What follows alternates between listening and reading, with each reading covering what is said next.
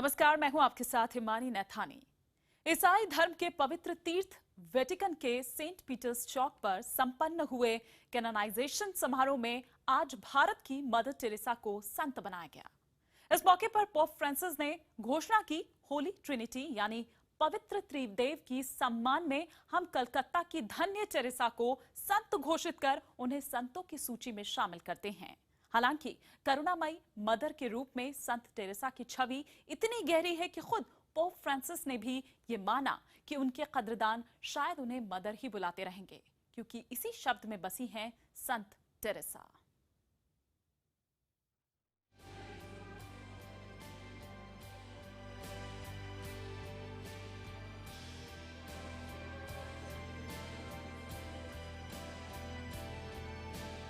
Benedicat vos omnipotens Deus, Pater et Filius et Spiritus Sanctus.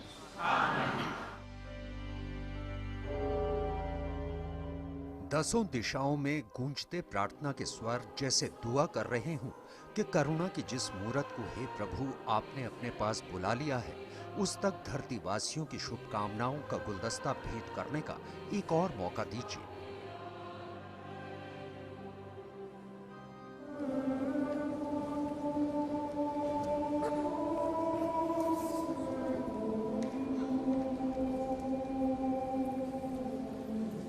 रविवार सुबह ये माहौल था कैथोलिक ईसाई समुदाय के पवित्र स्थल वेटिकन सिटी के सेंट पीटर्स चौक का। यहां दुनिया भर के तीर्थ यात्री जुटे उस क्षीणकाय महिला के लिए जिसकी महाकाय शख्सियत का कर्ज मानवता नहीं चुका सकती। इस समारोह में भारत की मदर टेरेसा को संत की उपाधि दी गई, जिन्होंने अपनी उम्र सबसे वंचित चेहरों के होंठों पर खुशी की लकीर खींचने के लिए खर्च कर दी और दुनिया में कैथोलिक चर्च की सबसे जानी पहचानी सूरत बन गई। ईसाइयों के सबसे बड़े धर्मगुरु पोप फ्रांसिस ने मदर को इस प्रार्थना सभा में संत घोषित किया।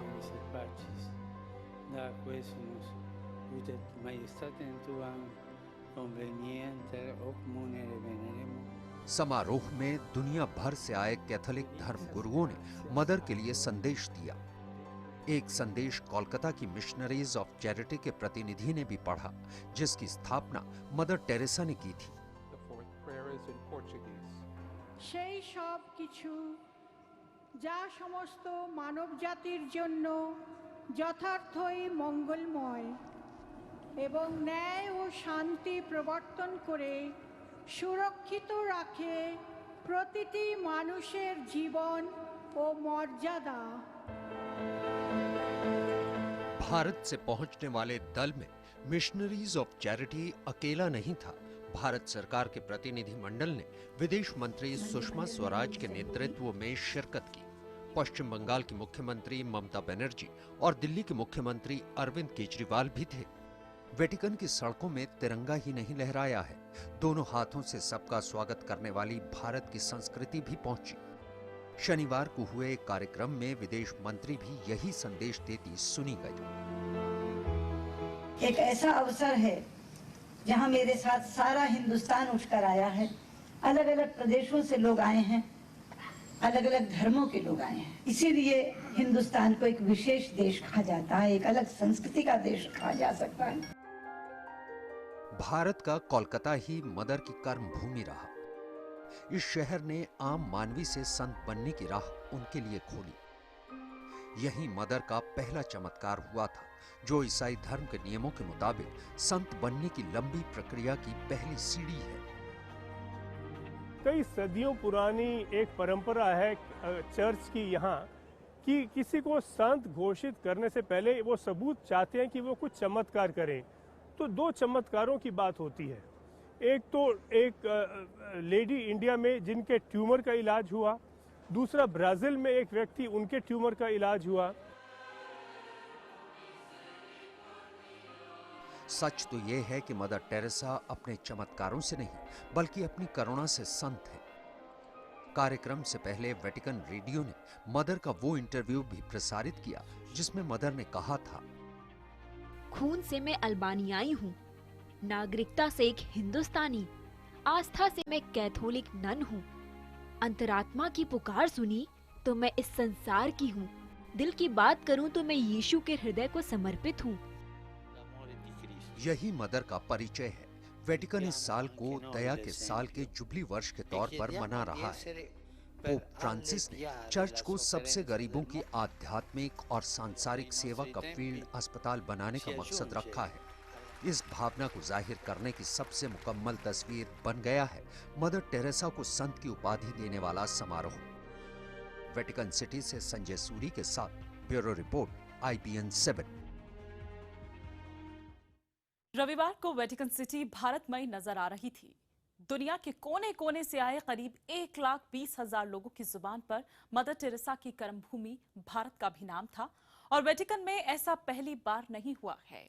संत टेरेसा ने भारत से मिले सबक से पहले भी वेटिकन को बदला है।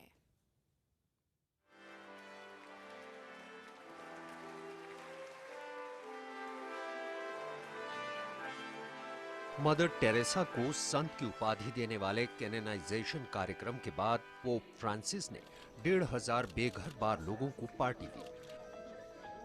ज्यादातर बेघर लोग वो थे जो इटली के अलग अलग शहरों में मदर टेरेसा की संस्था सिस्टर्स ऑफ चैरिटी के आश्रय स्थल में रहते हैं। इन्हें पिज्जा परोसने वाले लोगों में करीब 250 सिस्टर्स और पादरी थे।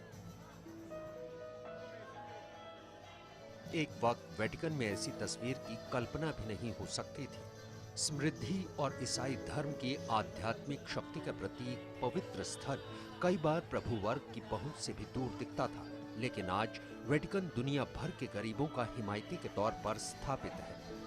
वेटिकन का चरित्र बदलने में मदर टेरेसा का बहुत बड़ा किरदार है।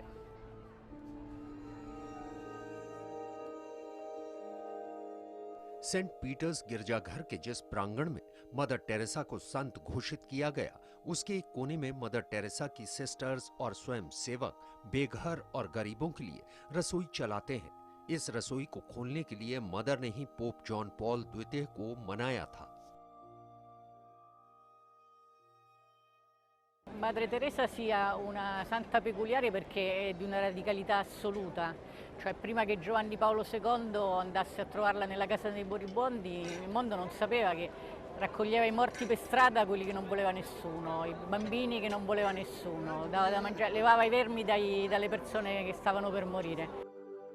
मदर टेरेसा सबसे कम वक्त में संत घोषित होने वाली शख्सियत है, तो इसकी वजह यही है कि उनकी करुणा को, उनकी सेवा को किसी भी सबूत, किसी भी सर्टिफिकेट की जरूरत नहीं थी। मदर टेरेसा से मुलाकात में शायद पोप जॉन पॉल द्वितीय ने भी पहचान लिया था कि वो किसी साधारण मानवी से नहीं बल्कि एक संत से मिल रहे हैं। It's very simple why this process happened so quickly. She had two great promoters. One was John Paul II and one was Pope Francis. रविवार को वेटिकन सिटी में मदर टेरेसा को संत की उपाधि देने के लिए हुए कार्यक्रम के दौरान करीब 1,20,000 लोग यहाँ मौजूद थे। इनमें उन भारतीयों की भी अच्छी खासी संख्या थी जिन्होंने खुद मदर टेरेसा के दया भाव को देखा है, उनके आध्यात्मिक शक्ति को महसूस किया है। ऐसा ही एक परिवार यहाँ आंध्र प्रदेश के विजयवाड़ा से भी आया था। 2008 he met an accident, with road accident. He lost his memory on that. And then I interceded Mother Teresa. Mother, once you touched him. So now I plead, pray for my child. After 15 days, he recovered. It is a wonderful experience. Vatican में भारत से आए बहुत से अनजान चेहरे थे, तो बहुत से चेहरे ऐसे भी थे जो परिचय का मोहताज नहीं, लेकिन ये सभी मदर के संतत्व प्राप्ति के कार्यक्रम में शरीक होकर सम्मानित महसूस कर रहे थे। It's been absolutely marvelous. Whoever thought that a girl who went to a convent school and then rang the Angelus bell and then became a nightclub singer would get an opportunity to sing at St. Peter's Square. Bharat के लिए तो है यार, हमारा बंगाल के लिए गौरव होता है इसी के लिए कि उन्होंने कलकत्ता से बिलोंग्स करते थे, कलकत्ता में काम किया, बंगाल में किया, ऑल ओवर द वर्ल्ड भी किया, लेकिन उनका जो काम है डाउन टू अर्थ पीपल के लिए है। मदर टेरेसा ने पश्चिम बंगाल को कर्म भूमि चुना था, लिहाजा पूरे सूबे के लिए ये मौका एक त्योहार जैसा रहा। मदर हाउस को सजाया गया, जगह जगह मदर के बड़े बड़े पोस्टर लगाए गए।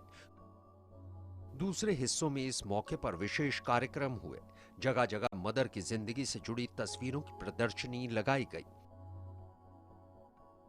इंडिया पोस्ट ने इस दिन को यादगार बनाने के लिए सेंट टेरेसा की तस्वीर वाला एक डाक टिकट भी जारी किया। वेटिकन से संजय सूरी के साथ bureau report, IBN 7। Mother Teresa बेघरों और गरीबों के लिए जीवित संत थीं, लेकिन किसी भी शख्सियत को संत घोषित करने की कैथोलिक चर्च की प्रक्रिया में जो 2 चमत्कार हैं वो जरूरी हैं।